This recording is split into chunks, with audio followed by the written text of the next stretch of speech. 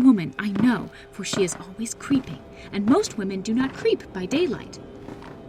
I see her on that long road under the trees creeping along, and when a carriage comes, she hides under the blackberry vines. I don't blame her a bit. It must be very humiliating to be caught creeping by daylight. I always lock the door when I creep by daylight. I can't do it at night, for I know John would suspect something at once. And John is so queer now that I don't want to irritate him. I wish he would take another room. Besides, I don't want anybody to get that woman out at night but myself. I often wonder if I could see her out of all the windows at once. But, turn as fast as I can only see out of one at a time. And though I always see her, she may be able to creep faster than I can turn. I have watched her sometimes away off in the open country, creeping as fast as a cloud shadow in a high wind. If only that top pattern could be gotten off from the under one. I mean to try it, little by little. I have found out another funny thing, but I shan't tell it this time. It does not do to trust people too much. There are only 2 more days to get this paper off, and I believe John is beginning to notice. I don't like the look in his eyes.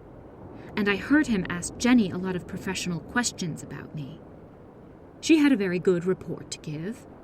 She said I slept a good deal in the daytime. John knows I don't sleep very well at night, for all I'm so quiet.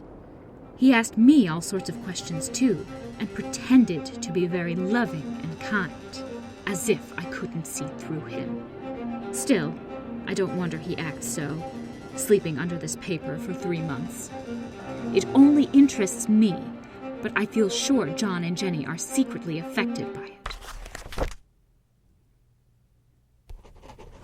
Hurrah! This is the last day, but it is enough. John is to stay in town overnight and won't be out until this evening. Jenny wanted to sleep with me, the sly thing, but I told her I should undoubtedly rest better for a night all alone. That was clever, for really I wasn't alone a bit. As soon as it was moonlight and that poor thing began to crawl and shake the pattern, I got up and ran to help her. I pulled and she shook. I shook and she pulled, and before morning we had peeled off yards of that paper. And then, when the sun came and that awful pattern began to laugh at me, I declared I would finish it today. We go away tomorrow, and they are moving all my furniture down again to leave things as they were before. Jenny looked at the wall in amazement, but I told her merrily that I did it out of pure spite at the vicious thing. She laughed and said she wouldn't mind doing it herself, but I must not get tired. How she betrayed herself that time. But I am here, and no person touches this paper but me, not alive. She tried to get me out of the room. It was too patent. But I said it was so quiet and empty and clean now that I believed I would lie down again and sleep all I could, and not to wake me even for dinner. I would call when I woke.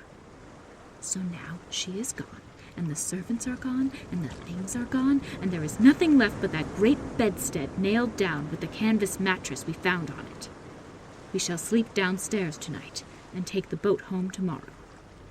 I quite enjoy the room, now it is bare again. How those children did tear about here! This bedstead is fairly gnawed. But I must get to work.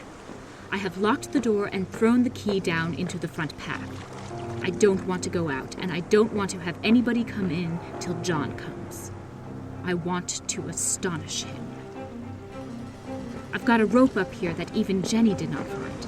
If that woman does get out and tries to get away, I can tie her. But I forgot I could not reach far without anything to stand on. This bed will not move. I tried to lift and push it until I was lame, and then I got so angry I bit off a little piece at one corner. But it hurt my teeth. Then I peeled off all the paper I could reach standing on the floor. It sticks horribly, and the pattern just enjoys it. All those strangled heads and bulbous eyes and waddling fungus growths just shriek with derision. I am getting angry enough to do something desperate. To jump out of the window would be an admirable exercise, but the bars are too strong even to try. Besides, I wouldn't do it. Of course not. I know well enough that a step like that is improper and might be misconstrued. I don't like to look out of the windows even. There are so many of those creeping women, and they creep so fast. I wonder if they all came out of that wallpaper as I did. But I am securely fastened now by my well-hidden rope. I suppose I shall have to get back behind the pattern when it comes night, and that is hard.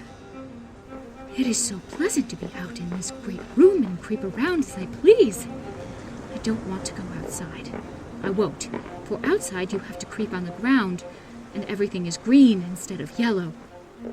But here I can creep smoothly on the floor, and my shoulder just fits in that long smooch around the wall, so I cannot lose my way.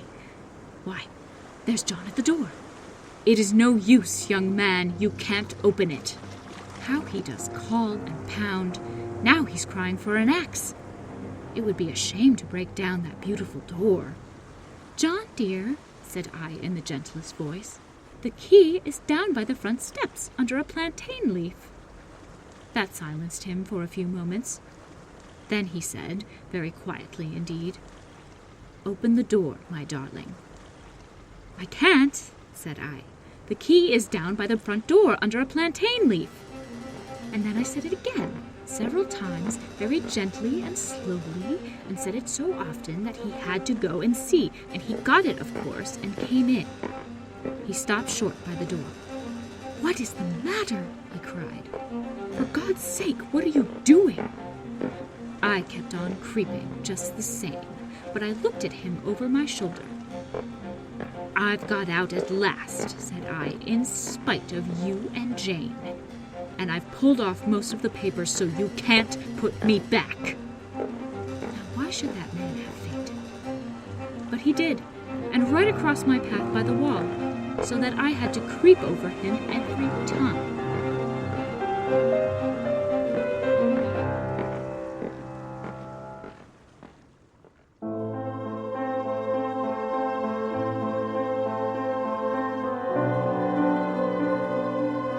Performance by Emma Sherjarko. Direction by Rachel Liu. Music by Alex Liberatori. Anthology is produced by Rachel Liu. Visit anthologypodcast.com for all episodes, bios, contact info, and more. And most importantly, thank you for listening.